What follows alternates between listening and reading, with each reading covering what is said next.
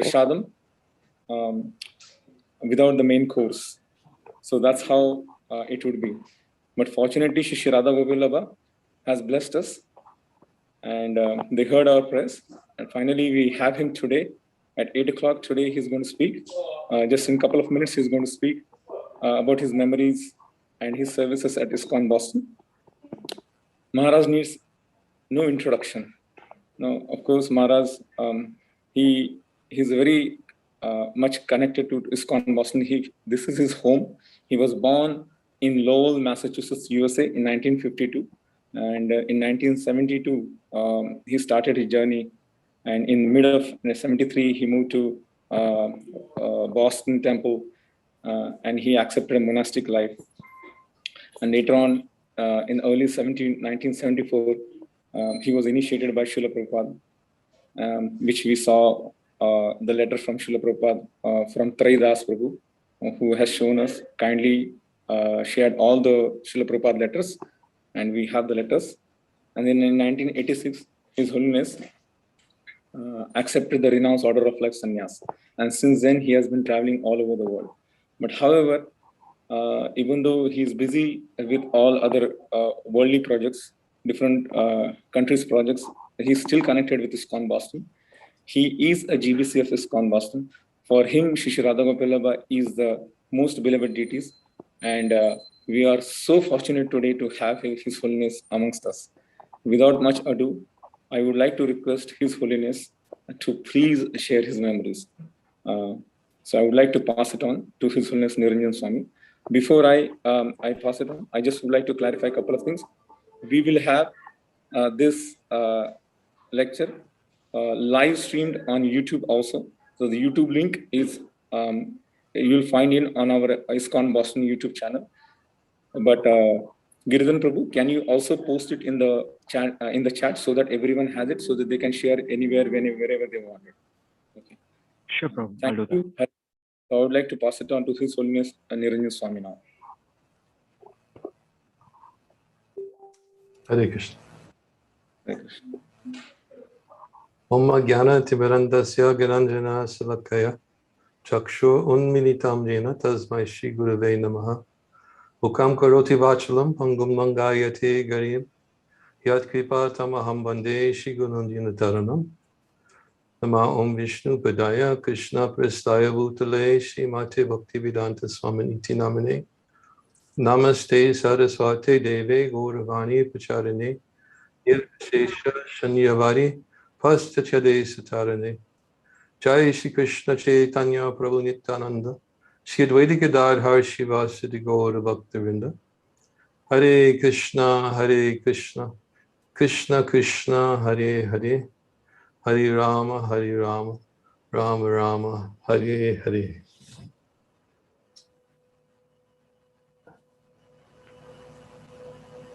So Vanamali Pandit, thank you very much for this opportunity to share some memories with the assembled Vaishnavas today about Sri Sri Radha Gopivallabha.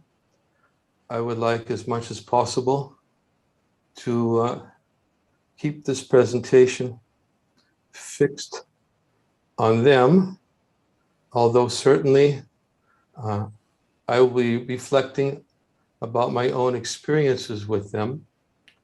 And in fact, I will be reading something that I had written a couple of days ago to stir my memories of a very particular intense time and service to them. And I wanted to share that today as part of my presentation to serve as just to serve as evidence how much Radha Gopivallabha was a very integral part, not only of my life, but of the devotees with whom I associated in my very early days when I came to the Boston Temple, first began coming in 1972. I wanted to read that for another reason also, which I will highlight as I read it, to illustrate a very important point, which I've experienced in my own devotional life, and I hope other devotees can capture the essence of the mood, is that oftentimes we've thought that service to the deities or the service to the deities that we covet in our heart is intimate service that may be performed by the pujari on the altar, or by a cook who's cooking for them, or having some kind of service of that nature directly in service to the deity. But I wanted to also speak about my own experiences of long before I was even second initiated, how I was, I would have to say, trained, but not only trained, but influenced, I would say, is a much better word. I was influenced by the devotees surrounding me. That service to Sri Sri Radha Gopivallabha was a service that was accessible to everyone who entered the doors of the temple at any time in their spiritual life. And it was always accessible. And I used to keep, in my early days, I used to think that there was something very mystical in the old Boston temple on 40 North Beacon Street about the doors that led to the kitchen. Very mystical, because it was a place that was never open to me when I was first visiting the temple. And even when I was living in the temple, it was a place that I wasn't allowed to be in. And there were two places in the temple when I first started coming that had a kind of a mystical attraction to me, and that was the kitchen and what was behind that curtain on the altar, because I was always influenced by the constant discussions of the devotees in those days about what was taking place even when the curtains were closed behind that altar. And I was really led. I see devotees shaking their heads. Is it because there's some difficulty with the sound? I just want to check to make sure that the devotees are able to hear me.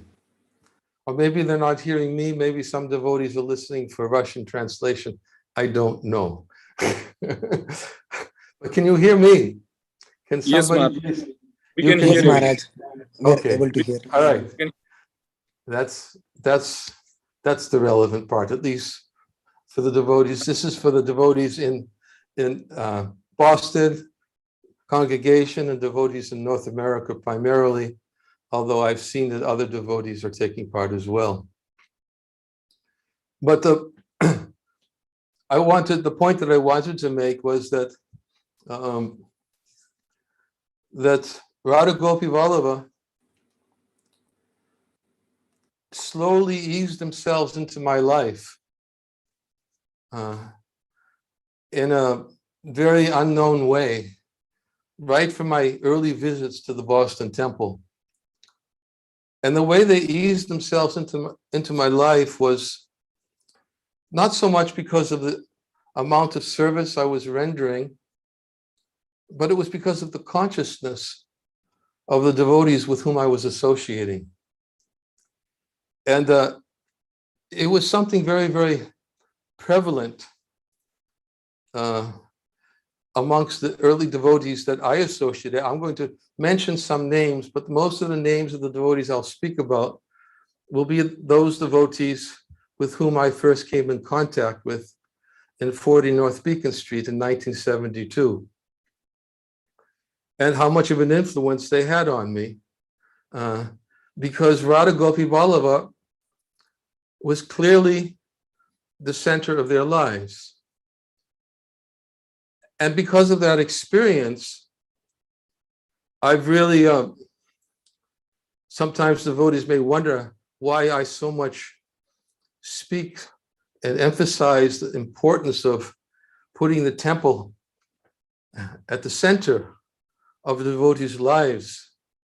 And back then, I felt like now, I felt fortunate then, but even more fortunate I feel now, that I was able to enter into my association of devotees in a place where deities were worshipped, especially Radha Gopivallabha were worshipped with such devotion.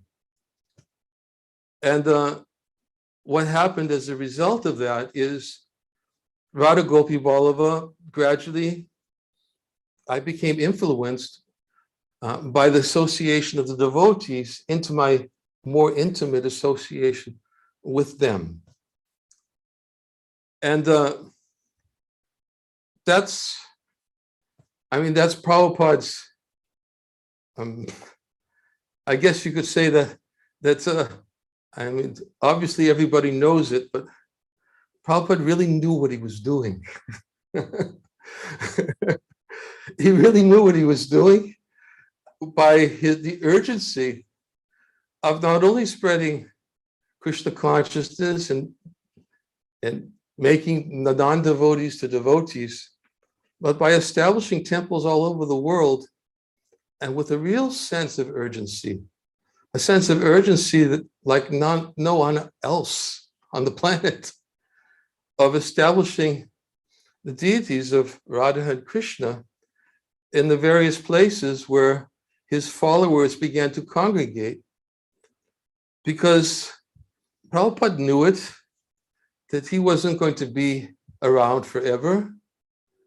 Of course, he lives forever in the hearts of his followers, and everyone has an opportunity to maintain Prabhupada's association and service by keeping Prabhupada within their hearts.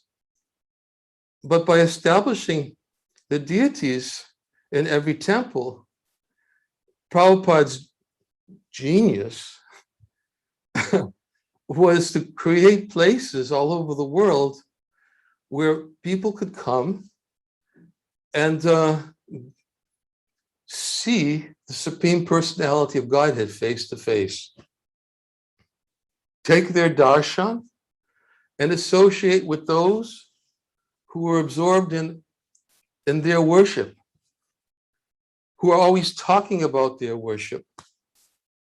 And because of their absorption in their worship and talking about their worship and exemplifying a life centered on their worship, anyone who came into a temple was influenced, as I was in my first days of Krishna consciousness, before I even went up to the second floor on North Beacon Street to see Radha Gopivallabha. I was already influenced about their presence in the association of devotees who spoke to me about them. I can remember certain devotees. Of course, the devotees who are fixed in my mind in 1972 when I first began visiting the temple. First devotee I think I might have spoken, well, first devotee I spoke to was somebody else. First devotee I spoke to was a devotee named Krishnarchana. He was the person who received me at the door. He was the first person I saw. And I was, as I opened the door, and he was stripping paint right in the door frame that I was coming in, and on the wall right next, he was stripping paint off. And as soon as I saw him, he had such a blissful smile on his face. And it was my first time visiting the temple, and he just welcomed me in with such a warm welcome. Then, of course, the atmosphere was permeated with the presence of, as Prabhupada calls them, the embassies of the spiritual world, for a reason, because Radha Gopivallabha's presence was very much manifest in the minds and the service of the devotees with whom I spoke. But among the early devotees that I associated with was, of course, Sri Prabhu, who was the president at the time. Devotees, I will never forget, there are 3 devotees who gleaned my whatever Krishna consciousness I developed, it was because of their Bhagavad Gita classes that they gave. Whenever I came, I had to drive 60 miles from Cape Cod. I was living in a place called Manomet near Whitehorse Beach. I had a house on the beach, and I drove 60 miles to visit the temple after work sometimes, and I would always get there in time to get to class. And 3 devotees would always be there. They were Mathuresh Das, my godbrother Mathuresh, always ready to give class, even if I was the only guest there. And Trey Das and Sumati Dasi. I was weaned by Sumati Devi Dasi's Bhagavad Gita classes, because she was the person I noticed that the other 2 weren't there, and she came off the altar after making the offering, and she saw they weren't there. She put the cushion down. I don't even know if she put the cushion down. I don't even know if there was a cushion in those days. She sat down and she gave class to whoever was there. And another devotee is a god sister of mine, Nanda Dasi. I won't go into too much details, but she did preach to me during my early visits to the temple. And the reason why is because she joined before I did, but she and I lived in the same dormitory at the University of Massachusetts. And we were students in the same dormitory. We knew each other, and she was more intelligent than I was. I wasted too much time, and I think she probably joined the temple right after us freshman year at the University of Massachusetts, and I started visiting it in 1972 later. And then also there are other devotees, many who spoke to me. My godbrother Budhara Das, who joined before me, and Vivaswan Das, many devotees. I can't think of all their names, but the reason why I'm mentioning some of their names is because these were people who all had an influence on me during my early visits in 1972, which continued into 1973, who influenced me because everyone was absorbed in Radha Gopivallabha Seva. And therefore, I was almost forced by their association to be conscious of their presence in the temple by them, even though I was still wondering, what's behind the curtain sometimes. I was being told certain stories, that Radha Gopivallabha, even when the curtains are closed, their pastimes are going on eternally. And even though you think they may be sleeping, they never sleep. And pastimes are always going on in the altar. And they would tell me some of the pastimes, the eternal pastimes of the spiritual world. And of course, there and that mystical place, which was Radharani's kitchen, which nobody was allowed to enter unless they were initiated. And I could only see it from a distance and wonder, what is that mystical place called Radharani's kitchen?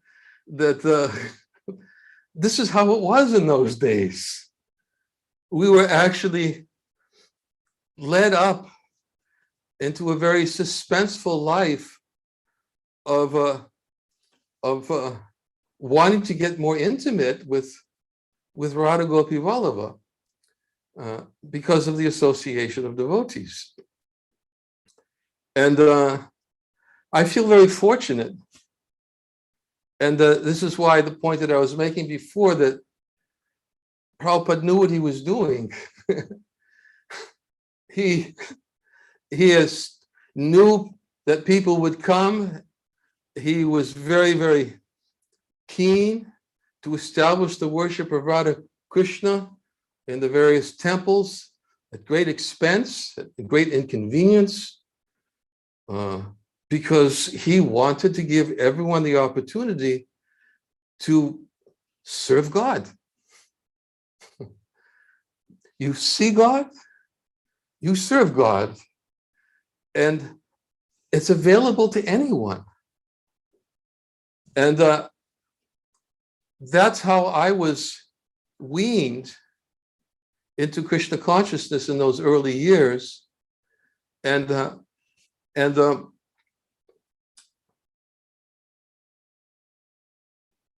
were many services I did when I first came to the temple.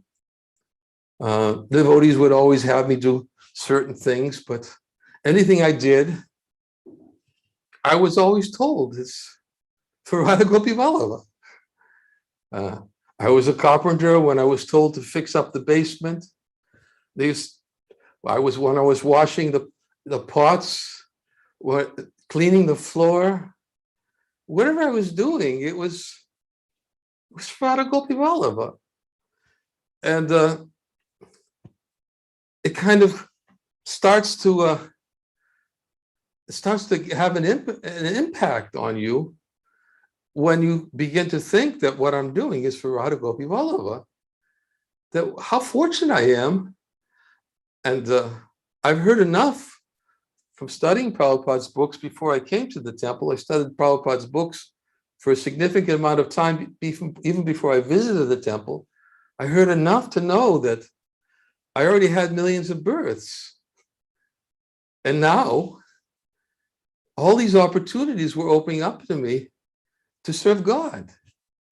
And it wasn't just God sitting on a throne who shoots thunderbolts, who's the creator of this material world, the controller of the material world, who is to be feared as somebody who's going to punish us but it was the God behind that mystical curtain who is always engaged in eternal pastimes with his eternal consort, Srimati Radharani. And the very first time that I ever got the chance to step on the altar, after all of that anticipation, was I knew this such a privilege that I'm being invited into their presence to witness their pastimes. And I don't know what I've done. I don't know what I've done. Millions of births. What have I done to get the opportunity to get behind this curtain and to see what Radha and Gopivallabha are doing? Now, of course, I didn't have the eyes to see it, but I heard enough about it, and I had enough service to appreciate that this was something special. Every devotee should have this anticipation. They should be cultivated, weaned. That was Prabhupada's mentality. In fact, when I read this story, it includes, I'll get to it in a second, but it includes a letter Srila Prabhupada wrote in 1974. It was in the early part of 1974, and it was part of the story which I'm going to read, where Prabhupada was writing to I guess he was a congregational member or somebody who was been to the temple before. And I'll read the whole letter later in the story, or I'm going to read. But one thing he wrote, he said to this person, he said, the young men and women at the ISKCON temple, he's speaking about Boston. The young men and women at the ISKCON temple are giving everything they have for giving others a chance to come and worship at an authorized Radha Krishna temple. So I request you to inquire into their situation and help them maintain our Vaishnava temple in the important city of Boston. That was in early part of 1974. I'll read the whole letter in the story I'm going to tell. But as I was saying, I had many services, whether it was washing pots. I remember One service I had when I first joined the temple was cleaning the temple room. And I was given the privilege to clean the walls. And the way we were trained for cleaning the temple room is that we would divide the temple into 7 parts. And every day we would do one part of the temple, because it was something that everybody did. Every day we would clean the temple in our service of Radha Gopivallabha. Everybody in the temple had some service. And you took 1/7 of the temple and you cleaned everything from the ceiling, the walls, and to the little crevices. We had little knives with cloth. And we took the knife with the cloth and went into all the crevices on the floor and on the baseboard. And everything was cleaned spotlessly in our allotted time. And the next day, we moved to the next section. And this is how we were trained to clean the temple. Why? Well, very simple. Radha Gopivallabha's temple. This is how we were trained to clean it. And that was another one of my services, was cleaning the temple room every day. And I also had other services, driving. At one time, I was the only person in the temple with a driver's license. So I was driving the temple president and my godbrother Srinath Prabhu. Whenever they needed to do something, they would ask me to please come and to drive them this place, that place. Anything that needed to be done. It's not so much that we were specialists. We were servants. And everybody, no, whatever service they had, they weren't specialists. They were servants. The cooks, everybody was servants. They would go out. I went out every day on Harinam with Maturish Prabhu, the 2 of us. We went in front of Harvard Square, called the Coop. The 2 of us would stand and just chant for a few hours every day. He was the cook. He would make the lunch offering. He'd make the breakfast offering. He would cook for the deities. He would cook for the devotees. And in the afternoon, the 2 of us, we went out and we chanted. So it's not that we were specialists. In those days, we were servants. And it was such a blissful opportunity to feel constantly and continuously a part of a family of devotees who are all servants of Radha Gopivallabha.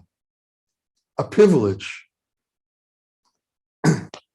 So that was my first contact with Radha Gopivallabha, was through their devotees and through their association and the services that were given to me in their service. I also did some book distribution for a while. The first day I shaved up, shaved my head, because in those days I was told that actually they didn't even let me move into the temple as much as I was begging them. They said, no, you wait. Don't be in so much of a hurry. And I had to sleep down in the basement on the cold concrete floor to prove that I wanted to live in the temple. And all I had was this sleeping bag, no cushion, no nothing. And I would sleep on it. This is how it was. You know, if you wanted to live in a temple, you had to prove that you wanted to live in the temple. And you had to beg. I had to beg. Please, can I shave up? Can I shave up? And finally, after some time, after some weeks, I can't remember how many weeks it was, but they let me shave up and move upstairs. But as I said,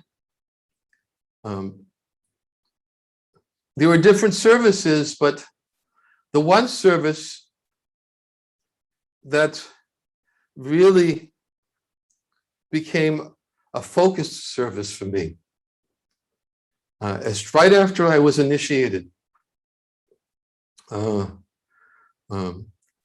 I remember I was saying I was doing some book distribution, and also I remember in those days, the temple didn't have, we had hardly had any money.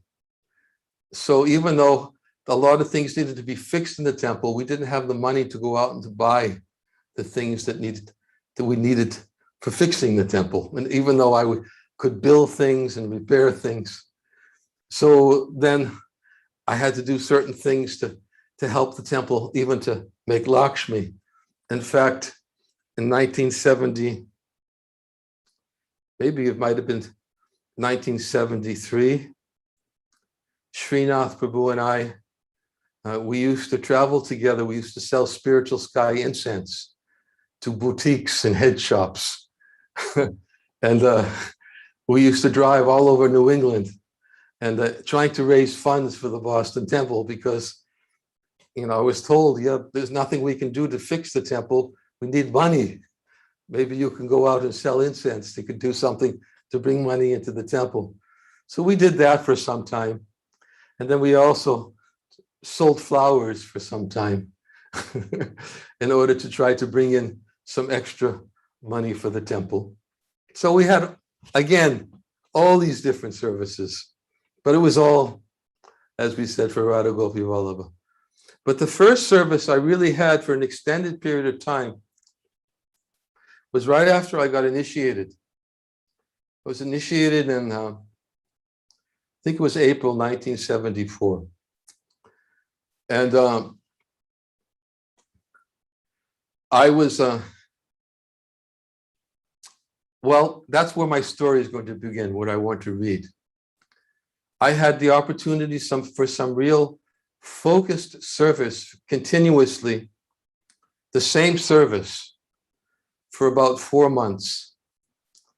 And that was the service of preparing Radha Gopivallabha's new temple on Commonwealth Avenue, and preparing it so that they could be moved there and without any inconvenience whatsoever, because we were definitely conscious of the fact that when Radha Gopivallabha moves, there's no missing a beat. They go from one temple to the next. They don't miss an offering. They don't miss the rest. Nothing.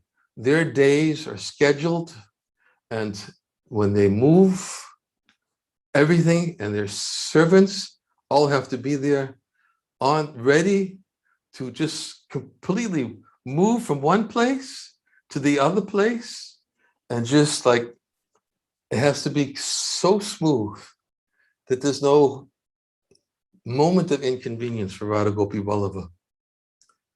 And that's how my service from about May 1974 to October 1974 was defined. It was a service that was given to me to prepare to move them. And again, this is before I had even taken second initiation.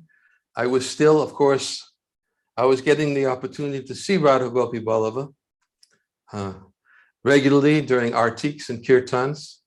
In fact, the one kirtan, one other thing I remembered about Radha Gopivallabha's mercy, I'll never forget this. Never forget this, as long as I live, is that in 1973, amongst the many other services I was asked to do, I went out on the December Prabhupada Marathon with my Sankirtan leader. We went to Springfield, Massachusetts. We stayed in an apartment we rented in Springfield, Massachusetts, and we did book distribution every day for the whole month of December from, I guess it was about 8, 9 o'clock in the morning till 8, 9 o'clock at night every day. And during those days, we used to distribute books in front of the supermarkets and department stores. We would stand there. We had these books. They were a book that was published at that time, Lord Chaitanya in 5 features. It was the 7th chapter of Adi Lila, chapter 7 of Chaitanya Charitamrita. And it was a book that had just been published, and that was the book that we were distributing. We'd stand out in front of supermarkets, department stores, and somehow people didn't know about us there, and we would be able to stand there practically sometimes all day, every day, and just collect donations and distribute books. And we had these little cans that we held out when we were handing out the books, and we asked people to give a donation. And the labels on the can, orange labels, and the labels on the can said, clear letters, don't waste human life. Give to the Hare Krishna movement. And we had these little cans that we were holding out as we were handing out these books, asking for people to give donations. And it's right on the can, it said, don't waste human life. Of course, sometimes people would ask questions about it, and we get an opportunity, to speak about what sometimes people would say, what is this Hare Krishna movement? What does it mean? Don't waste human life. And they'd ask these questions. But anyways, it was a very intense marathon. And it was the first marathon for me, all day, about 11, 12 hours a day. We'd go back at night, go to sleep, wake up in the morning, have our morning program, and go out again. And it was really so intense. Now, where does Radha Gopivallabha come in? After being away for the whole month and performing what I considered to be, at least for myself, it was very austere, exhausting. When I came back, and we came on Christmas Day, and we had Artik, and when the curtain opened, Radha Gopivallabha, they were there, and I actually, somehow, this was the first time I got a glimpse of what this spiritual world was, that all these devotees were telling me for so many months while I was visiting. Somehow the spiritual world just opened up to me, and my feet were not touching the ground. After those austerities and after that service, I just was transported. Somehow, that was my first visit onto the altar, even though I wasn't even initiated yet. That was my first visit onto the altar. The spiritual world the devotees were talking about was somehow opened up to me. And that was, of course, still December. Now, then there was January, and services continued. And as I said, in 74 of May, I was requested to take responsibility for preparing the temple for Radha Gopivallabha. Before I begin to speak, I'm going to ask, I gave some photos, and I was going to ask the devotees if they could please share those photos on the screen. I just wanted, they're going to be, these photos were taken, I believe, it was Gaur Purnima in March of 1975. And I'll explain why I believe it was Gaur Purnima. I just had taken second initiation in January 1975. There you can see is my very dear godbrother, Shivananda Prabhu, who I know that he was also speaking to the devotees who had assembled. He was my first Sankirtan leader on traveling Sankirtan. And he was, anyways, I could speak the rest of my allotted time on the glories of Prithushrava. Such a wonderful Vaishnava, still a dedicated servant, and I'm sure his memories and his service of Radha Gopivallabha will never be forgotten by them, nor will he ever forget the service he rendered to them. But he is there also, another god brother. The next slide, I believe, is Shivananda Prabhu. Ajamita Prabhu. He was there at the time. He is unknown at this time of his whereabouts. I do not know, but he was there at that time. And then next, I believe, is Shivananda Prabhu. Is it? I'm not sure. No, it's Pitru Shava Prabhu again. And of course, that's me with the chamara. That's part of the Abhishek. I wanted you to see the temple room, because this temple room, as it is now, was the way it was originally made in 1974, after Radha Gopivallabha had moved to the temple. And I'll speak a little bit about that. Another photo was, this is a photo of Shivananda Prabhu, who came with his wife, Madame Mohan Mohini, and they came and they served Radha Gopivallabha. He's still very active. He lives in Prabhupada Village in North Carolina. I don't know if he was invited to speak. Both him and his wife were definitely servants of Radha Gopivallabha, and I'm sure they have so many stories. And another person whose heart, I'm sure, was captured by Radha Gopivallabha, as they captured so many hearts. Next slide. Next slide. That is Subhananda Prabhu. He is no longer active in Krishna consciousness either. This Pitru Shava again, and this person with the chamara in the corner. And this is also another picture. These are 5 pictures that were taken. We don't have a lot of pictures of the early days of the temple. Why, I don't know. Of course, I do know there were no mobile phones at that time with cameras. And the thought of taking pictures wasn't a very popular idea at that time.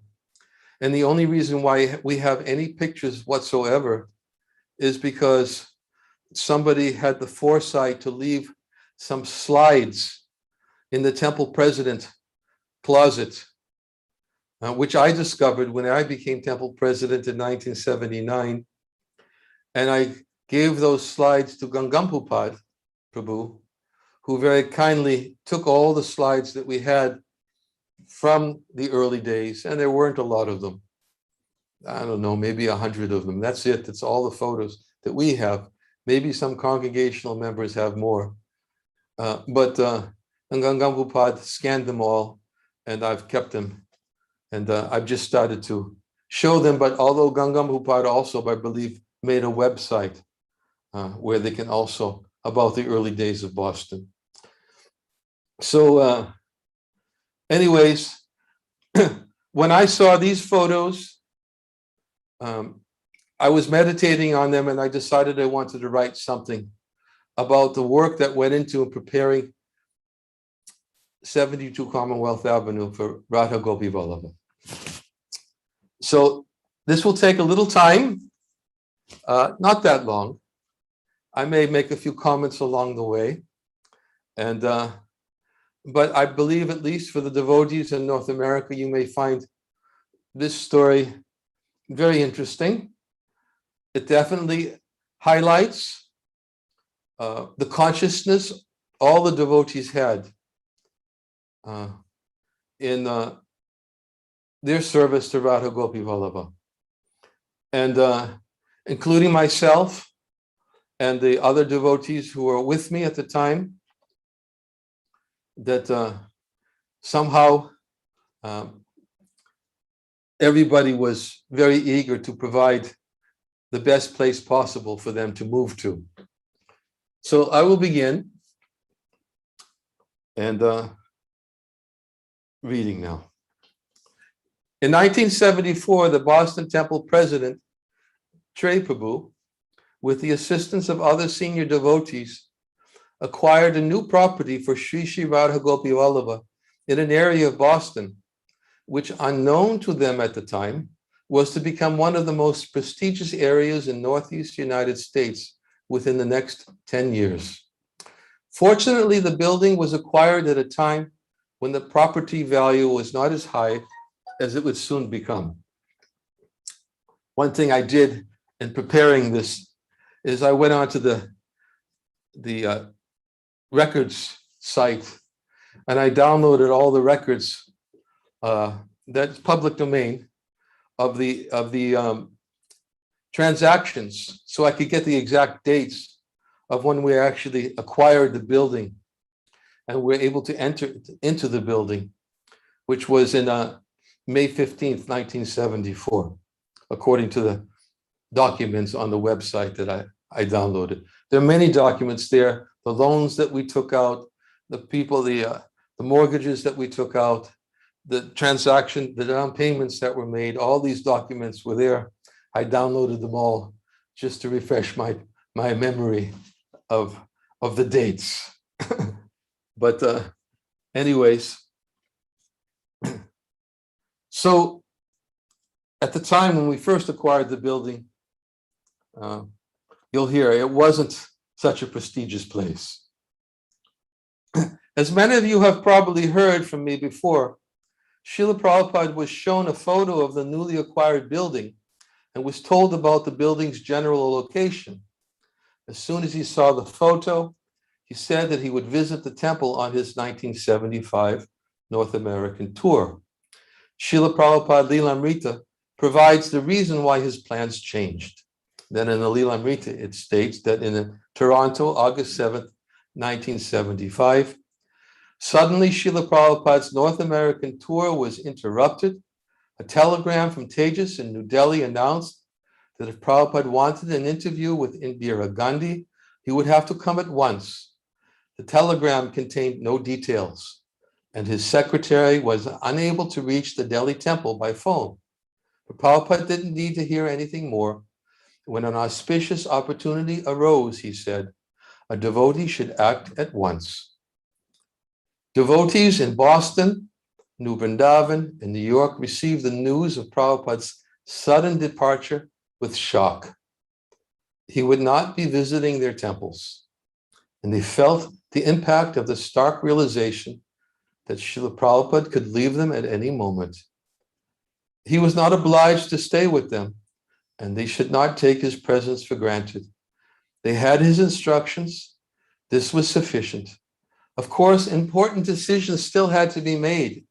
In Boston, the devotees had expected Prabhupada to look at a new building with them. But based on his instruction, they could become responsible and carry out his will, even in his absence. And this is from Srila Prabhupada Lilamrita, Volume 6, Chapter 47. It's a small detail, but the account given in Srila Prabhupada Lilamrita gives the impression that we wanted Srila Prabhupada to see the building before it was purchased.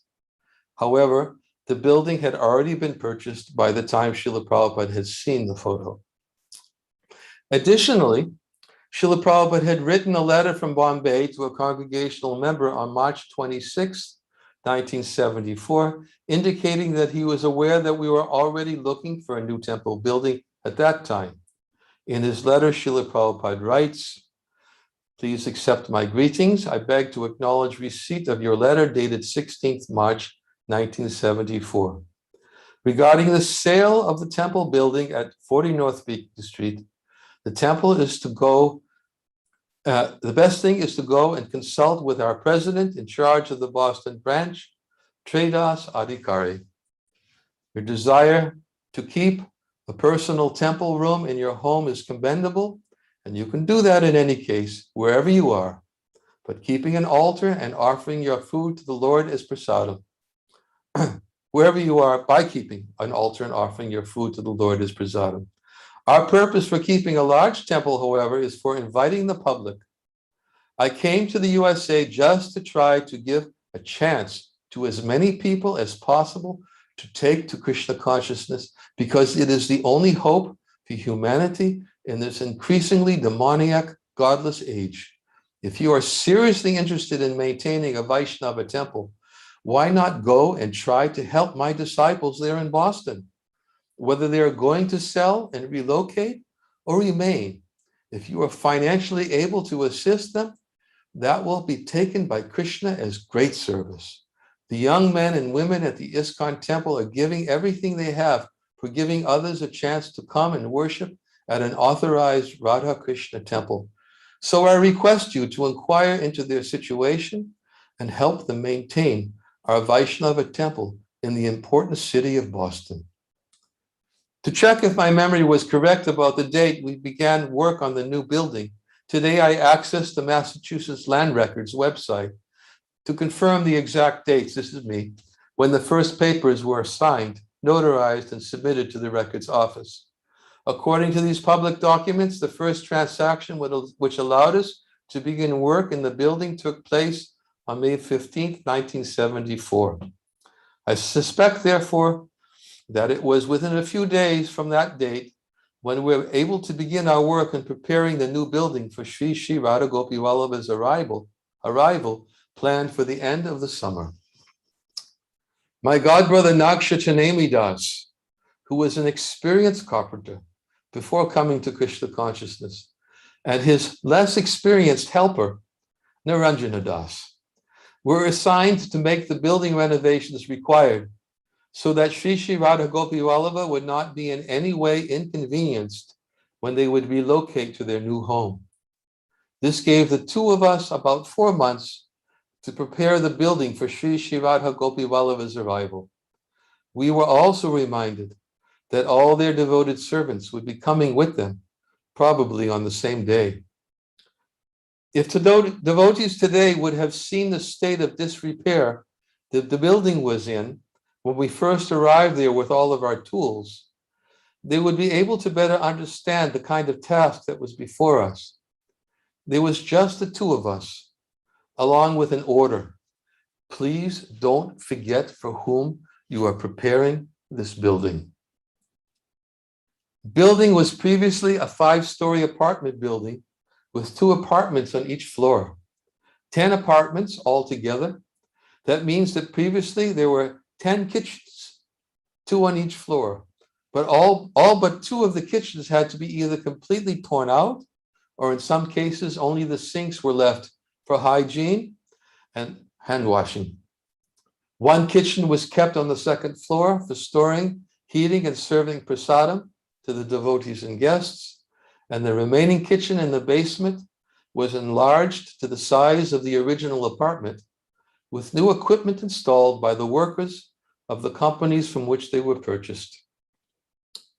It was in that basement kitchen where Radha Gopivallabha's offerings would be prepared and then carried up 2 flights of stairs 6 times a day.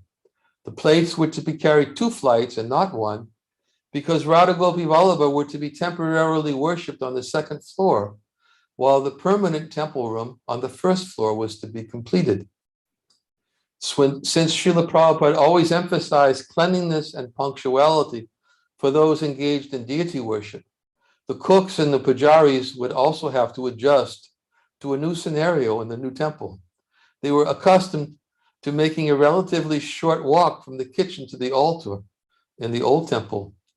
Soon, however, in order to make sure the offerings were finished, served onto the deities' plates, and then covered with cloth to reach the altar on time, they would have to finish at least 5 minutes before schedule. In those days, finishing 5 minutes before schedule was not always the easiest thing to get done. And especially devotees always had a tendency to get things on the plate. And there was a short walk. The devotees who remember who were cooking and serving Radha Gopivallabha at that time were Mathuresh Prabhu, Sumati. She was also, I don't know if she was cooking so much, but she was the pujari running down to get the plates when they weren't there on time. And Nanda Dasi, I believe, was also there.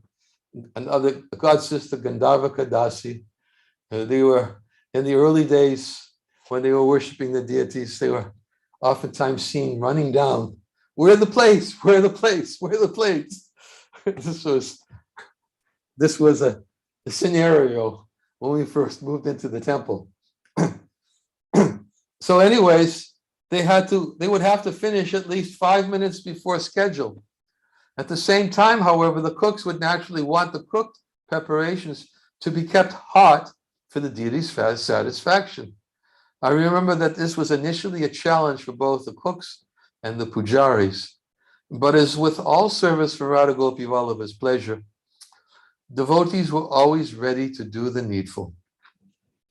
The building also had an old elevator in the center of the building, which appeared as if it hadn't been used in decades.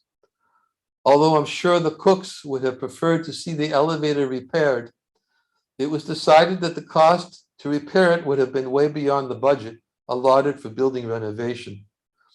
So Nakshatanemi and I just left the elevator car in its tracks and converted the car into a closet for storing kitchen supplies just outside the kitchen. We then removed everything else from the elevator shaft from top to bottom in order to bring as much natural light as possible from the skylight on the roof into the building. To say the least, it was not a building designed for a temple and communal living. So many walls had to be removed, doorways and windows had to be permanently but aesthetically sealed, and so many more details had to be finished in time. But because there was a vision, and Sri Sri Radha Gopivallabha were clearly established as the persons for whom everything would need to be done, not only in our minds, but in the minds of the administrators, cooks, pot washers, pujaris, and temple cleaners, everyone was inspired to do all that we could in order to prepare their facilities for them. From the day Nakshatanemi Prabhu and I first walked into the building with our tools, we began sleeping in the building, eating our meals in the building, working all day long in the building, chanting our rounds in the building, and we were also requested to stay there to guard the building at night. The two of us slept on the first floor right by the front door with a weapon next to us in order to protect the premises from vandalism, which at that time was a commonplace event in that part of Boston. Actually, we had a shotgun, which the temple had legally owned. And we would sleep. Sometimes the devotees would warn us, because two of us had a habit of sleeping so silently that on the first floor with a shotgun next to us, they would ask us, what would happen if somebody ever broke in? They would probably just break down the door and pick up the shotgun, and you wouldn't even know anything happened. And they were trying to constantly remind us to try to be more conscientious if we're leaving a shotgun by our side. Make sure that somebody else didn't use it before us. But anyways, that's what we had. And we slept at the front door with it, because that's the kind of neighborhood it was when we first moved in. But as we already explained later, neighborhood changed dramatically. I will fast forward about 4 months now, just before the time when Sri Sri Radha Gopivallabha were being prepared for their first and only journey since their appearance in Alston, where Srila Prabhupada first called them to appear. Almost daily, Nakshatanemi and I were being asked, will the kitchen be ready? Will the altar be ready? Will the temple room be ready? Will the pujari room be ready? It was intense. Everyone in the whole temple was conscious that Sri Sri Radha Gopivallabha would be moving, and they wanted to make sure they could also prepare the facilities they were responsible for in their service to them. Radha Gopivallabha's seva and comfort was at the top of everyone's priority list. As mentioned before, the plan all along was to temporarily worship Sri Sri Radha Gopivallabha on the second floor until the permanent temple room would be ready.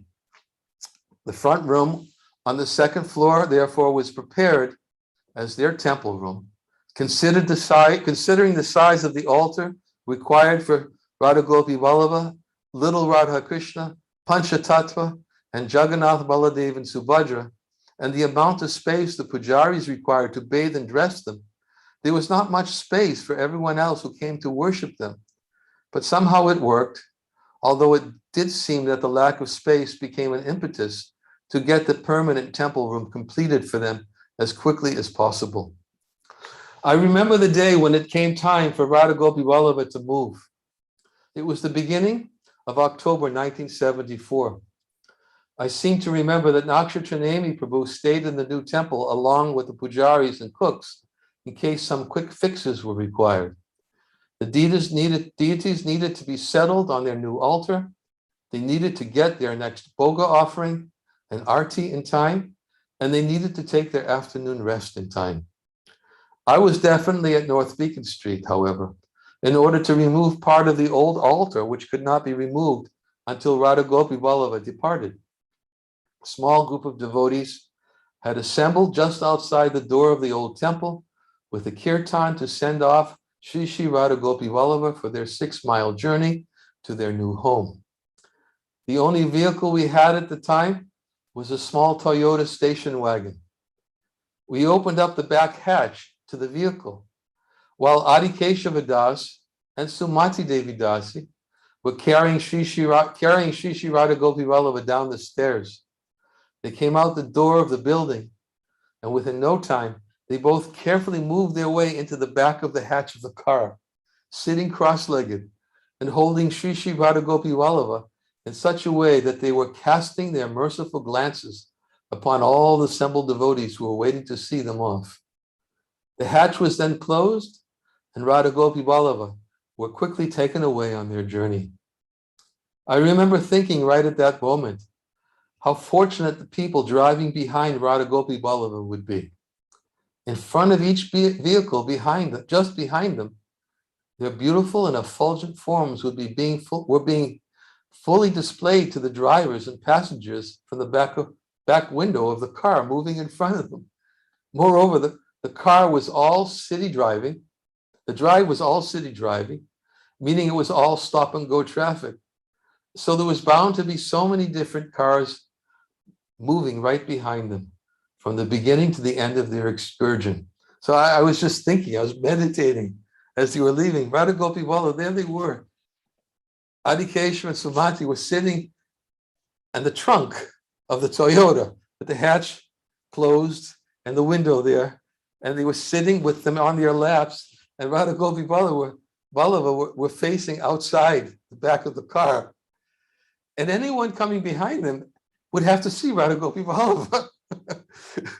And I was meditating on how fortunate every one of those cars, the people in every one of those cars getting darshan. How often would Radha Gopivallabha out in the streets? It was their only journey. That one time, their 6-mile journey from Alston to Boston. That was it. It was the only time they were ever moved from their altar and brought to their new home. So once the deities left, and since most of the devotees were waiting to receive Sri Sri Radha Gopivallabha at their new home, the remaining devotees on North Beacon Street quickly left, hoping to be able to get to the new temple to receive them before they arrived. I was designated to take responsibility for removing the wooden canopy from the old altar, along with a few helpers. It's not so much that we needed the canopy, although we did have an idea how it could be used, but the new owners wanted everything out of the building by a certain date, and we were trying our best to comply. However, upon attempting to carry out the canopy, we soon discovered that there was no way to remove it from the temple room without breaking it apart, a task which would have rendered the canopy useless for all intents and purposes. It was not only made of wood, but a lot of plaster was used on it too. If we were to, maybe Somadas may know something about that. I think he was probably the person who was involved in making that canopy and making the altar. If we were to utilize it or even memorialize it in some way, for Sri Sri Radha Gopivallabha's service, it needed to come out in one piece. However, it was just too big for the stairway. It was too big for any of the doorways, and it was too big to be lowered out from any of the second floor windows. We talked about doing something drastic to the building in order to get it out. Started thinking of different things we would do, knock out the windows, different things. For us, this was like, it was Radha Gopivallabha's altar. And somehow we felt some strong desire to take it and to bring it and to memorialize it in some way. But we talked about doing something drastic, but then we quickly realized, we came to our senses and realized that it would be a breach of contract with the new owners to do something like that. Therefore, after careful consideration, we decided that we really had no choice but to let the new owners figure out what to do with the canopy. I then took one last search throughout the building to see if there was anything remaining which might have missed someone's attention.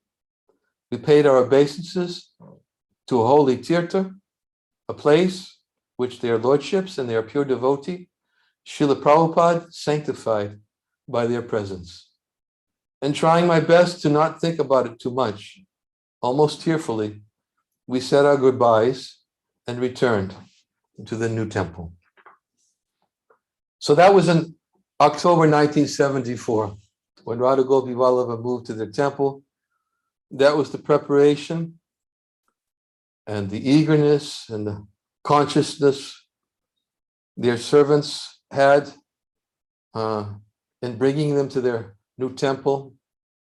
Once they got there, as we said, their seva continued without interruption. Details had to be taken care of. Everybody was very conscientious to make sure. I'm very grateful, all the devotees who were involved. Actually, one of the person who masterminded all of this, although Tridas Prabhu was involved, I have to give credit actually also. I was not a mastermind, I was simply a servant. But Adi Keshava Das, who was then very much instrumental in all of these. He was the temple president for some time of Boston, later to become the GBC, later to become Adi Keshava Swami. He was the devotee who was fighting and had been given so much instructions by Srila Prabhupada when we had a court case, a famous court case in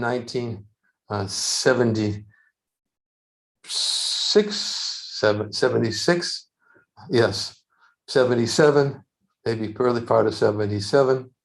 Anyways, he was very instrumental, and he was, I would have to say, he was a major contributor to inculcating the service to Radha Gopivallabha, and he was always reminding me constantly about what we were doing in the new building and how it needed to be done in time. So anyways, the deities moved there in 74, October. We continued the construction of their temple and downstairs. At the end of 1974, we spent most of our time working on the new temple. Blue walls that you saw painted were the color of the walls that were painted for the new temple. The altar that was built for Radha Gopivallabha was built to move Radha Gopivallabha from the second floor to the first floor to their permanent temple. And I remember when my initiation took place in January, second initiation in January 1975, excuse me, we had the fire sacrifice in the new temple room. So somewhere from November, December to January, we prepared their new temple room and their altar for them and moved them. And then in, I believe it was in March in 1975, after I had taken second initiation, that is when I was given the opportunity to go and to see Srila Prabhupada for the first time. I had never seen him before. I only seen him in videos, and I associated with him from his books, heard about him from his disciples. And Prabhupada came, I believe he arrived at JFK in March. And I went with one other devotee who was to become the new temple president at that time.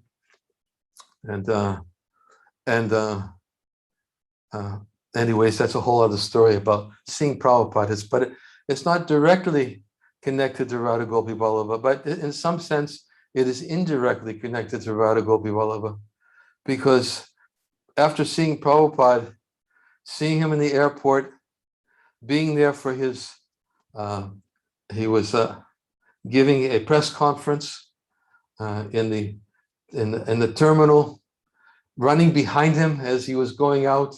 I remember the experience. Prabhupada was running out. He was walking out with his cane to get in the car.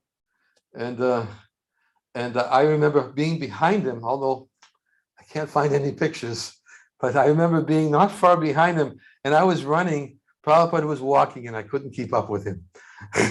Maybe that's why I wasn't in the pictures, because Prabhupada was walking, I was running, and I couldn't keep up with him. And when we finally got to the car, then everybody had to jump in the cars, because then the next part of the drama was to quickly get into the car and to catch up to Prabhupada's car so that we could see him in the window of the car on, I think it was Whitestone, whatever the highway it was that we were on. We got it next to Prabhupada's car so we could look in the window and see him. And then we would rush to the temple to get there in time to greet him for his Abhishek, foot bathing ceremony. And we were hoping he would speak, but he didn't. He went right up to his room after his Abhishek, and somebody else gave a talk. I think it was Kirtananda Swami gave a talk. But not only did I get to see Srila Prabhupada on that visit, but after Prabhupada had his prasadam, it was probably his lunch, prasadam. One devotee who was taking Prabhupada's plates, he brought Prabhupada's plates down, and there was a door, I forget what they're called, the kind of doors that open up. The top part of the door opens and the bottom half stays closed. And the devotee had Prabhupada's plate there, and I saw that he was handing out remnants from Prabhupada's plate. And it wasn't my nature, but somehow I realized I was looking at the amount of prasadam and I was measuring the distance I was to those plates. So I decided to get on my hands and knees and I crawled under the devotees. And I somehow, I don't know how I did it, but I got up just in time to get a little shuck, a little spinach from Prabhupada's plate, which I think was Shruti Kirti, if I'm not mistaken, and quickly took it. And then we had to go back to Boston, and I was surcharged to continue my work, which during that year was preparing, because Prabhupada was scheduled to come. Among the many services I had in 1975 was preparing Srila Prabhupada's quarters for him for his scheduled visit, which was supposed to be August 1975. And anyways, that seeing Prabhupada at the Kennedy Airport, seeing him at Henry Street in New York, and getting his remnants definitely was something that gave me an extra added impetus to go on and finish whatever was required to bring and to host Srila Prabhupada, who was going to come and take darshan of Sri Sri Radha Gopivallabha in August 1975. So anyways, that's my story. And I wanted to share it with everyone. And there's a lot of more things I could say about service to Radha Gopivallabha that went beyond their journey from Commonwealth, from 40 North Beacon Street. I'm sure you heard a lot of stories from devotees who had service to Radha Gopivallabha, direct service to Radha Gopivallabha. I know Soma Prabhu has spoken. I know Sumati has spoken. I know Nanda Dasi has spoken. And maybe there were others who had direct service. The first picture I was able to see of me in 40 North Beacon Street was a picture taken in 1972. I posted it on the website amongst many other pictures from 1971 and 1972. And this picture must have been when I just first started visiting the temple, because it was all the devotees were sitting on the floor in the prasadam room, and it looked like it was the Sunday feast. And I was sitting, not looking at the camera. I was sitting with my back against a pillar, a white pillar, and my hair was somewhat long, but not really long. And that's how I knew it must have been 1972, because by the time I moved into the temple in 1973, it was very long. It was not so long. And I was also eating with my left hand. And I knew that here I had a spoon in my left hand. I had long hair, and I was honoring prasadam.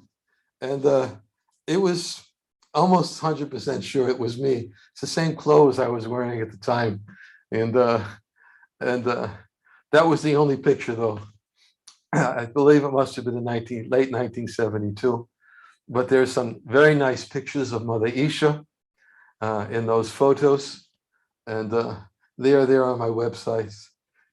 I believe those pictures of Mother Isha were taken in 1972. Maybe it was the same time I started visiting, or it may have even been before I started visiting the temple in 1972. So there are certainly many stories, and I'm sure Satsvarup Maharaj today will have so many wonderful stories. Satsvarup Maharaj was the president, but he left the presidency. I'm sure he'll tell the whole story. And many devotees became the presidents before him. I believe Gohari was the president. Tredas Prabhu was the president. Another devotee, I believe Prajapati. They were presidents before I started visiting the temple. And before that was Satsvarup Maharaj, of course, who purchased 40 North Beacon Street and moved that from the Glenville Avenue temple, 95 Glenville Avenue. There's a whole story, of course, when that was first moved. But no Radha Gopivallabha at the time. It was only small Radha Krishna deities being worshipped. I remember my godbrother Mathuresh Prabhu. He used to tell me when he first started coming to the temple in 1971, and they were having kirtan in the temple. And it was before Radha Gopivallabha installed, that little Radha Krishna was there, but they were so small that it took him a long time for him to even realize. He saw Jagannath and Panchatattva, but he didn't even realize they were on the altar. Because comparatively for the others that were there, they were very small. But they were there in I'm not sure when they were put there, but it was in 1971 that Radha Gopivallabha was installed. And we have some wonderful pictures, of course, of their installation when Satsvarup Maharaj was there. And Gauri Devi Dasi was there for the installation. And Sumati Devi Dasi, I believe she was their first pujari, although Gauri Devi Dasi was there for the installation. And I believe it was Sumati the very next day who was assigned to be Radha Gopivallabha's pujari in 1971. And I'm sure they have many wonderful stories. Unfortunately, I was not there. I was doing too many other things. And I didn't know about Radha Gopivallabha in 1971. But what I was doing is of no significance to anybody. So there's no need to mention it. But you'll hear about some wonderful stories, I'm sure, from Satsvarup Maharaj about those early days. And then in 1975, 1976, of course, I was serving Radha Gopivallabha in many other ways. I was distributing books for some years. And then I became a bhakta leader for some time. And then I became temple president. Then I became an itinerary traveler. Then I became the regional secretary. And then I became the GPC.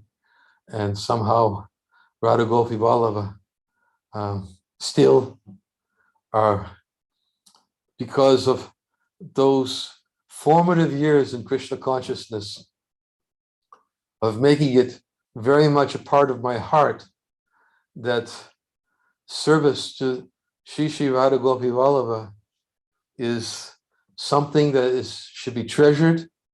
It's a privilege. It's an opportunity which is rare. And I feel so fortunate that somehow that my first visit to a temple was in a place that Srila Prabhupada was already thinking before me of the importance of establishing Radha Gopivallabha there in 1971, so that I could be there. And so many fortunate other souls could be there. And his intention, as he described in his letter of 1974, could be fulfilled. That so many people, they come. Prabhupada wrote about how degraded materialistic civilization is. We want a place where Radha and Krishna are worshipped, to bring them to come to see and to worship Radha and Krishna, and to be given the opportunity to see them, to hear their glories, and to be given an opportunity to serve them. What a great fortune. And therefore, when so much emphasis is made about the importance of reminding the devotees, yes, somehow this was Prabhupada's vision. We should enshrine it. Yes, there's so many other important preaching projects. There's so many other important preachers who are traveling, introducing people to Krishna consciousness. But Prabhupada's meditation was, he was not going to be around for long. We're not going to be around for long. But the deities he installed, they will remain as long as those who worship them and serve him in a mood similar to that which was expected by Srila Prabhupada. They will become a very important part of everyone's life. This was Prabhupada's vision. He knew what he was doing. And therefore, we can feel eternally grateful, obviously, and anyone who similarly came with a similar opportunity, wherever the Lord has manifested in these forms, this is his pastime. We read about it in Brihad Bhagavatamrita. We've been reading so many wonderful verses before we stopped giving classes about how the Lord's pastimes are eternally manifest throughout creation in his forms as the deity. And Narada Muni was instructing Gopakumara, because Gopakumara was inquiring about Narada Muni. He said, why does it state different places in the scriptures, there's some statements that are made almost demeaning, that it almost to suggest that those who worship the deities are not as an exalted status of those who have direct service to the Lord, who have direct service to the Lord, and who are directly seeing the Lord and serving the Lord, and will go to the Lord because of their direct service to the Lord and because of their purified consciousness.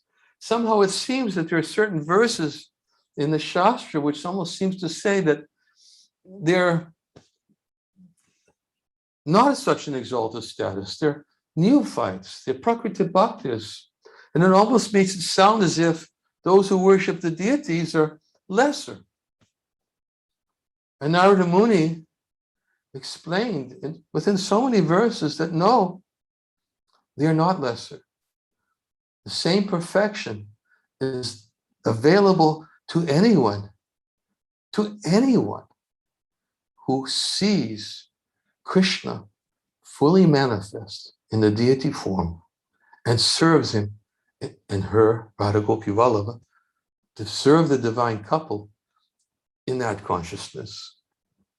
Generally, we see, however, that such persons, to be complete in their worship, to see the Lord, to be complete in their worship, they must also see the Lord's presence in the hearts of others. They must see and worship and respect the presence of the Lord and give respect to the presence of the Lord in the hearts of others. And therefore, sometimes we see that persons who worship the deity, they may be sectarian in their worship. They don't see Krishna present in the hearts of others. They may disrespect his presence in others' hearts. They may offend Vaishnavas. Their worship is not as complete as those who are complete in their worship. And therefore, we may see that in the Shastra, some statements are made about those persons who worship the deities with imperfect consciousness. But nonetheless, Narada Muni makes a very, very important point, and Srila Sanatana Goswami makes this point very clearly in his commentaries also, in these verses, that yes, one should worship the deity in the right consciousness to get the full benefit. And very quickly, one will achieve perfection by worshiping in the right consciousness. But the verses state that even those who don't have the right consciousness, even if somehow they're still sectarian, even if they haven't learned yet to properly respect the presence of the Lord in the heart of all living beings, if they remain steady in their worship of their Ishtadev, if they continue to worship that form which is dear to their hearts and remain steady, then in time, they will achieve the same perfection which is achieved by those who worship fully in the right consciousness. Such is the important emphasis being placed, certainly by Srila Prabhupada, by Narada Muni, Sanatana Goswami, and of course, Gopakumar's repetition of these verses to the Mathura Brahmin as he was enlightening him about the presence of the Lord in the form of the deity and the pastimes of the Lord which are manifest in the deity form. Yes, everyone will gain access to that perfection, even if imperfectly rendered services there, if they simply continue and to remain steady. Of course, if one is careful to not commit offenses to Vaishnavas, then not commit offenses to other living beings, then the process of worshiping the deity will act in a more complete and a fuller way. But even those who don't worship in the right way will still get the opportunity for perfection. But as Sanatana Goswami says, and Srila Bhaktisiddhanta Saraswati Thakur explains in a commentary also, it will take time. It will take some time. We should have that faith and keep that hope. The Lord is manifesting himself in so many places. And to the degree that the devotees keep the right consciousness in their service and help everyone else be in the right consciousness by meditating upon them as none different from the Lord, remaining steady in their service to their worshipful deities, and telling others about them. This is Prabhupada's mission. This was Prabhupada's mission. He gave the example that should be run on, like a train runs on 2 tracks. Must be there. There must be the Pancharatrika Vidhi and the Bhagavad Vidhi. You cannot just go on one track. Both tracks have to be there for the train to move. Yes, exalted devotees who glorify the Lord, who's always speaking the Lord about the glories of the Lord, who see the presence of the Lord in the hearts of everyone. Yes, they are following the path of Bhagavad Vidhi, but Prabhupada said both have to be there. The Pancharatrika Vidhi also. And he emphasized the great importance of side by side worshiping the deities along with our glorification of the Supreme Personality of Godhead. This is a little bit, I can share my memories of Sri Sri Radha Gopivallabha and why their service and the devotees who continue to serve them is very dear to me. And of course, I hope that whatever I've said today will help them to understand why their service is dear to me. And if anything that I said will help them in their service to Radha Gopivallabha, then that's really why I wanted to speak today. To glorify them and to increase the consciousness of them and to increase the mentality devotees should have and the consciousness that we did have when they first appeared there and when we served them. They're not brass statues on the altar. They should not be treated like that. They are Sri Sri Radha Gopivallabha, who are manifesting their eternal pastimes. When the curtains are open, we may not be able to see. When the curtains are closed, we may not be able to see. But these pastimes are always going on. I even remember devotees would telling me, saying, we put Radha Gopivallabha to rest, but actually, we think they're resting, but we know better. Their pastimes are eternal. I remember them even telling me this when I was first coming to the temple and thinking this way about Radha Gopivallabha when the curtains were closed. Yes, I'm being told they're resting, but the devotees told me, no, something else is going on. I don't know what it is. I can't see it. Something's going on. It's the spiritual world. And I'll never forget the first time in 1975 when I stepped on that altar. Oh my God. I will never forget. Somehow, everything that devotees told me, everything that I was trying to remember, I was somehow, curtains were closed. Yes, but I was on the other side. I was on the inside. I was on the outside. I was on the inside. And I was thinking, what have I done? How is this possible? I've heard so many times from Prabhupada, millions of births. Here I am in the presence of the Supreme Personality of Godhead. And now I have to make an offering for them. And of course, I was nervous and I was in so many different ways. I was in awe and reverence.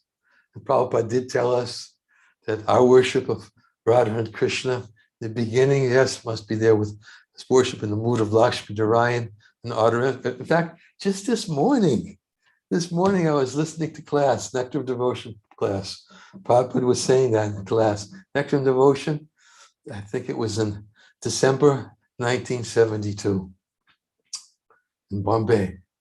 Prabhupada was saying, we cannot worship Radha and Krishna yet. We should not think that we're qualified. We've established the worship of Radha and Krishna, but their service should be done in the mood of Lakshmi Narayan.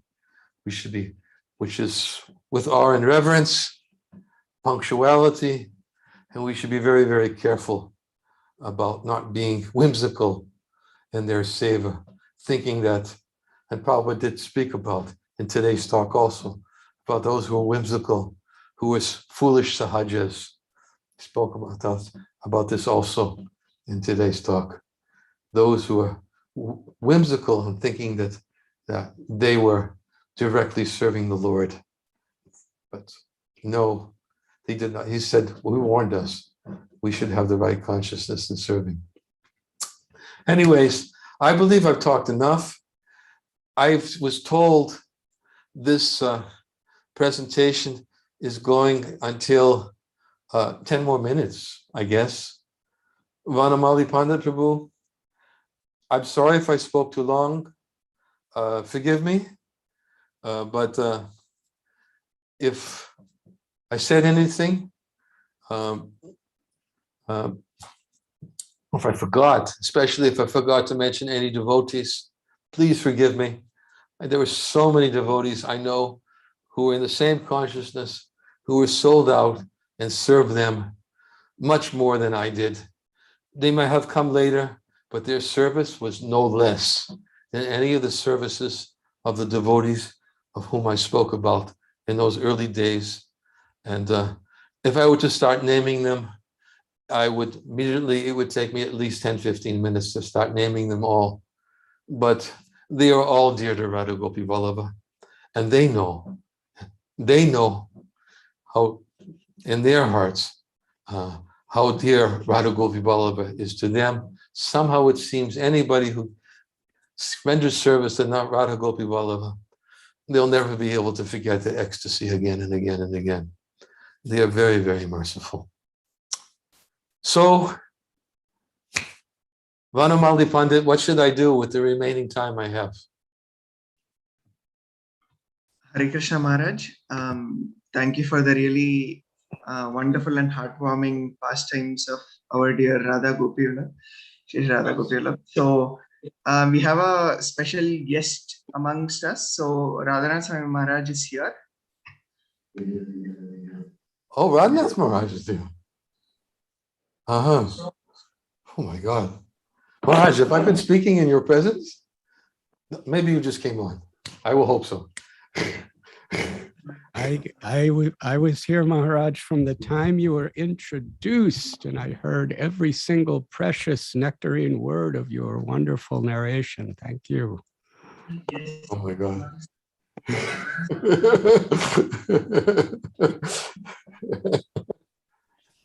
Maharaj, he's another devotee who always reminds me of Radha and Krishna, but it's Radha Gopinath. He always reminds me how I'm their servant, and he won't let me forget them. But anyways, please, Maharaj, if it is your time to speak, I should not say one more word. Please continue and take over, I should say, and give us the nectar that we've all been hankering for.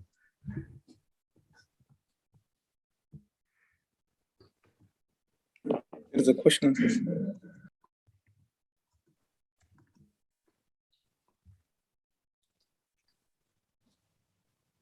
So,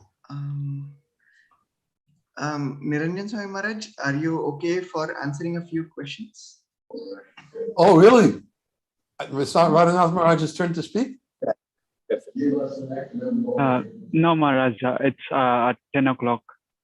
Radha Swami Maharaj is scheduled to speak at 10 o'clock. Ah, I see. Okay, so if you want me to answer some questions, I can answer some questions. Hare Krishna devotees, if you have any questions, please type your questions in the chat, or you could also raise your hand and we will call you. As a question, did you get a chance to serve Radha Gopivallabha on the altar, maybe changing the dresses or offering them fruits, any pujari services, and any realizations or anything which you want to share? Yes, right after I took second initiation, I was asked to render some service on the altar. I didn't bathe and dress Radha Gopivallabha, no. I was bathing and dressing little Radha and Krishna for some time. Not very long. I think it was just a few weeks. And then I was asked to go on book distribution. And then I went on book distribution for some time. I can't remember exactly when, but then at some point when I was out on book distribution, I was asked to come back and to be the head cook for the temple. My godbrother Mathuresh had been the head cook for quite some time, and he was going to go out on book distribution. And I was told I was the only Brahmin available who could come back and to cook for Radha Gopivallabha. I was resistant to the idea because I wanted to stay out on book distribution, but I was pressured to come. And in those days, I had to quickly learn how to cook the daily sweet. I had to cook the Mangal Artik sweets. I had to cook the breakfast offering for the deities. I had to cook breakfast for all the devotees in the temple, about maybe 50 devotees. I had to cook the lunch offering for the deities. I had to cook lunch for all the devotees in the temple. And I had to cook the fruit offering for the deities. And my service began usually about 5 o'clock in the morning, and it ended about chanted my japa before going into the kitchen. And then it ended around sometime in the afternoon once the fruit offering was brought up. I didn't have to cook the last two offerings.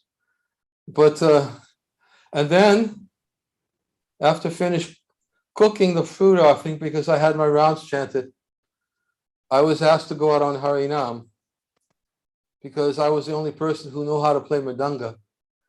And, but somehow I sneaked out and went on book distribution instead, and didn't go on Harinam. And I did that for several weeks. That was my service to Radha Gopivallabha for some time. Although I did some pujari services, was mostly cooking for them.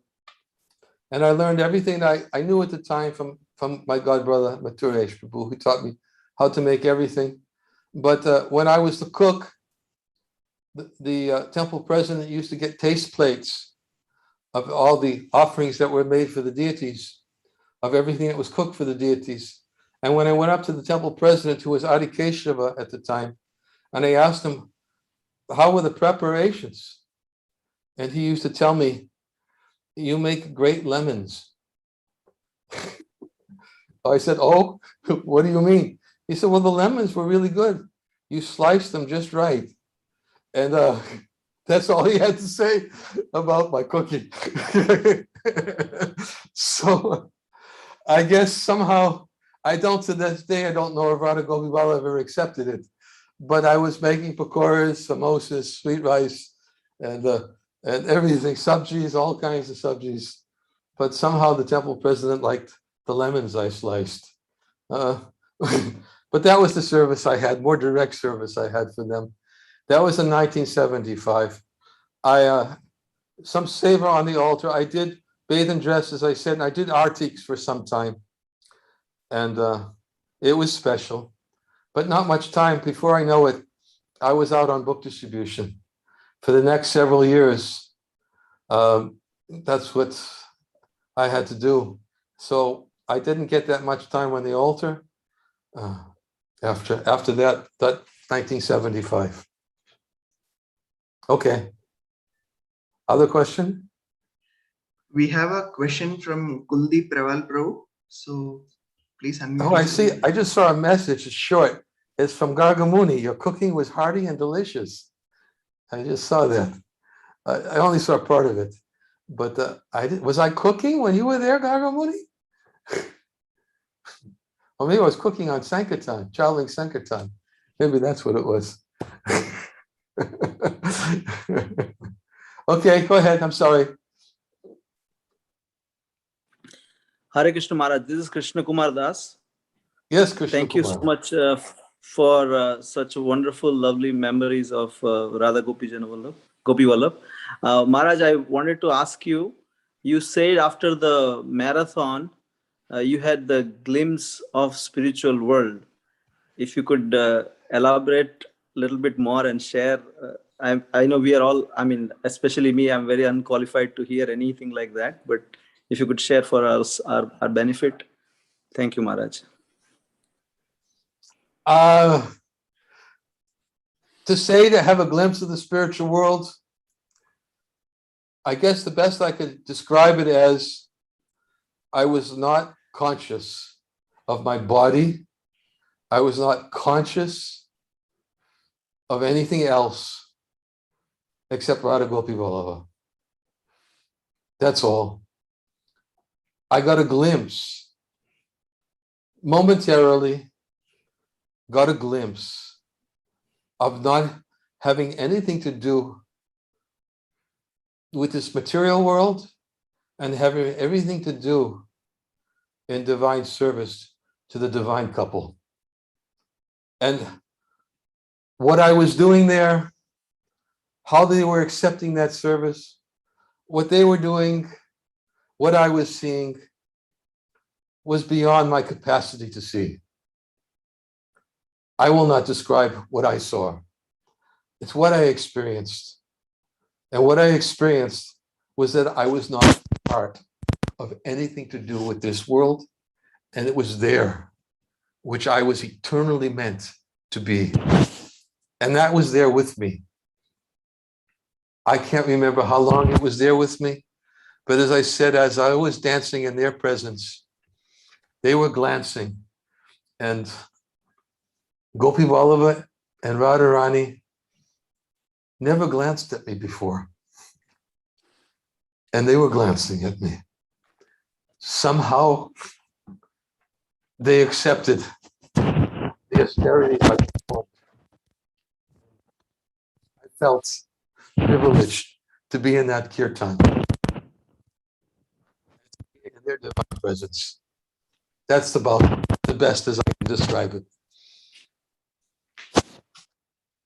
Thank you. Thank you so much, Maharaj. Hare Krishna Maharaj. We have a question from Anasuya Devidasi. What is the best way to serve Radha Gopivallabha when we are in separation, unable to come to the temple regularly due to family responsibilities, health issues, etc.?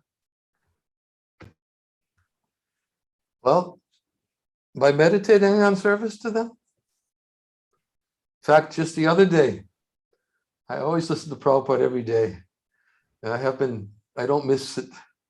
And just the other day, Prabhupada was telling the story about the Brahmin and the sweet rice. And he was, as he is in telling all stories, he was very graphic in emphasizing the point that our Ishtadev, our worshipful deity, can be worshipped by meditating on their service, and it's non different than physically doing it. We can worship on decorating Radha Gopivallabha's altar.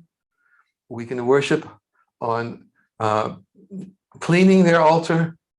We can worship on telling others about their glories and the services that we rendered to them and the great value and impact it has had on our lives. that we'll never be able to forget. These are all different ways that we can continue to serve Radha Gopivallabha in separation and more. I only touched on them. But being conscious of them is one way. You're conscious of them. Anyone who comes in contact with you will come in contact with them by your consciousness.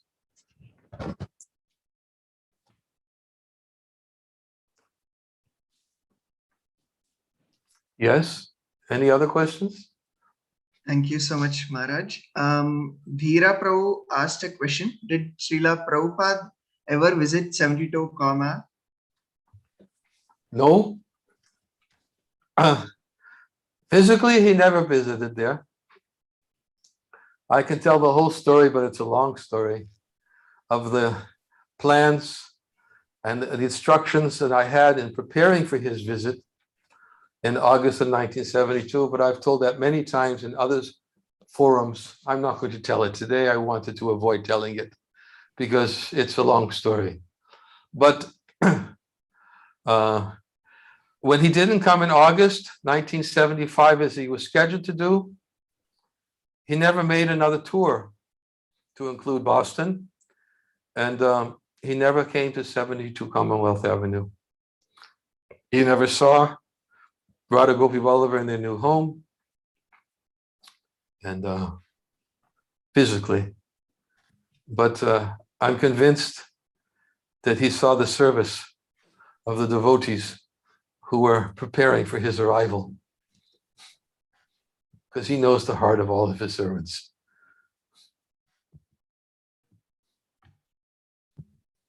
Thank you, Maharaj. We have a question from Nishkinchan Nitai Prabhu. He has From his who? hand raised. I'm sorry? Nishkinchan Nitai Das. Yes. Skinchan and Thai. Hare Krishna Maharaj, Dandot Pranam. Maharaj, my question is, while offering different offerings at the altar, what should be our mood for the devotees who are taking darshan outside, who are participating? How we feel that connected to them also while connecting to deities? How does the pujari feel connected to them? Yes, while connecting to deities. So, yeah, that is my question, Maharaj. He is offering the remnants to them.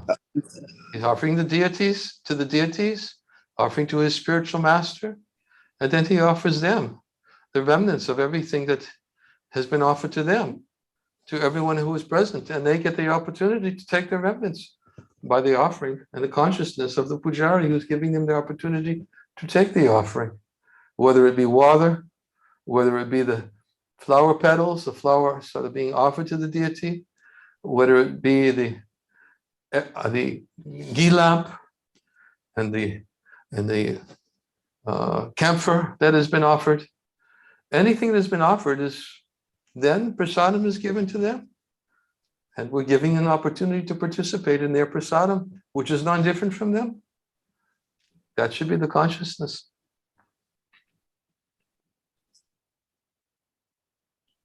Any other questions? Thank you so much, Maharaj. We have a Thank you. question from Prema Pallavi Devidasi. Thank you, Maharaj, for the nectarine pastimes. How can I prepare myself before I go on the altar to serve the deities? I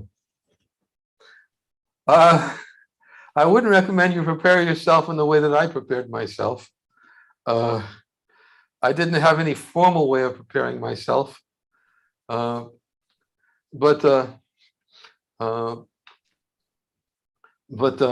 I was, in fact, in those days, we didn't have the mantras that we chant, which were given to us later to prepare ourselves to become conscious of the fact that we're not these bodies, that we're serving the Lord in spiritual bodies and not these physical bodies.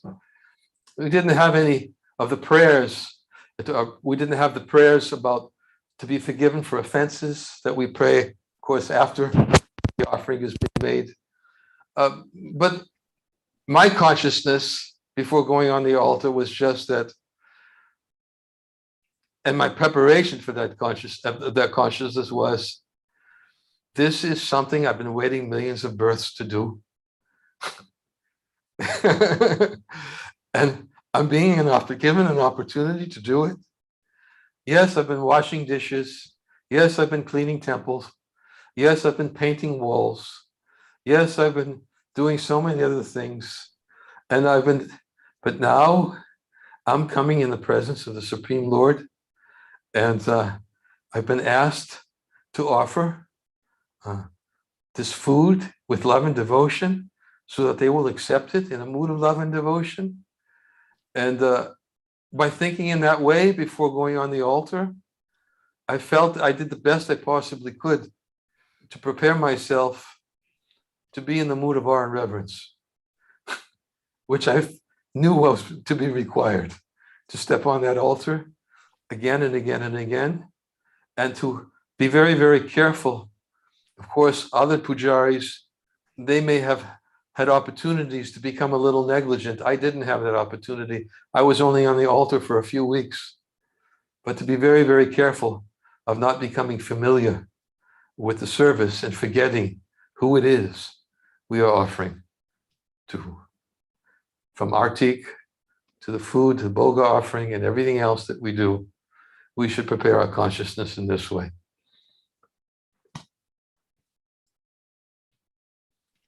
Anything else?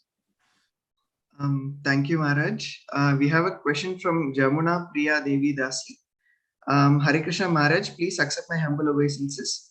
How to develop the genuine love and affection for deities? Sometimes we may neglect and treat them in an impersonal way. I'm sorry, I missed the second part. How to develop love and affection for the deities by what? Sometimes we may neglect them and treat them in an impersonal way. Well, I guess you've already answered your question to some degree. You won't develop your love for them by neglecting them and mistreating them in some way. How will you develop love? I try to indicate the best way it will come is by remaining steady, even if the right consciousness isn't there. It will come by being careful to not commit offenses, being careful to continue to do the service in a way that even though we cannot be in the right consciousness, it is my service and they are expecting it of me. I will continue to do. And as Prabhupada in so many talks always emphasized, yes, if we continue to do out of duty in due course of time, and we may think it's eternal, due course of time, it will never manifest. But if we remain steady in doing it, someday we will come to the platform where there will be some attraction for that service, and love will gradually awaken within our hearts. If it's our service, we should do it in the right consciousness, or at least do it as steadily as possible in the continuation of our service. So yes, committing offenses, I could say don't commit offenses, but that's not an answer that's going to work. You already know you're not supposed to commit offenses. Do you need me to tell you that? Maybe I can remind you about it. You should be conscientious, not to be neglectful of your duties, of your services, not to be neglectful of their presence in the form. Yes, these are things that you can hear, but if we're not careful, we may forget. It's the nature of this material world.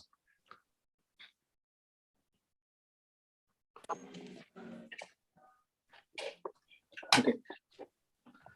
So I believe there's 2 minutes left before Radhanath Maharaj is supposed to speak.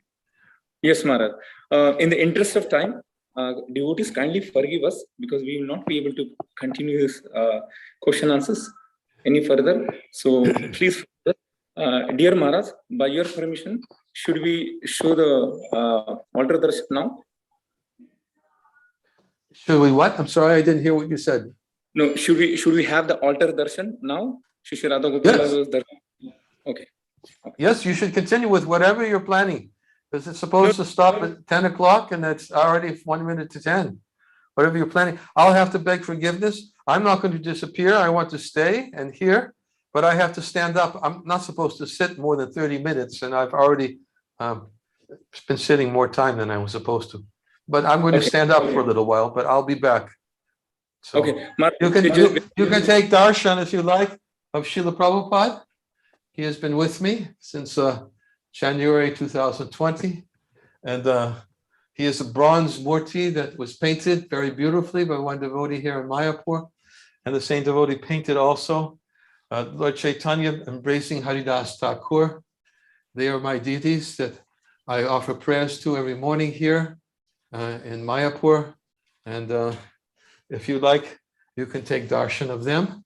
And if there's some way, maybe I can, and I think there's a way that maybe I can change the screen so that you can see them. And maybe not. Sorry about that. Anyways, they're there. I think you can see them. And you can move on to whatever you're supposed to do. Hare Krishna. Am I still connected? Yes, Maharaj. Yes, Maharaj. Okay. I just don't want to lose Radhanath Maharaj's talk. That's all.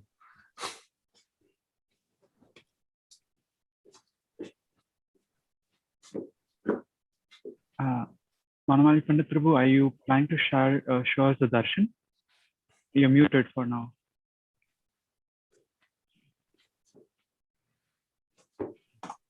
Okay. If not, I think we can continue the program next. Next, we have His Holiness with us. Paramita Mataji, could please take over the next program.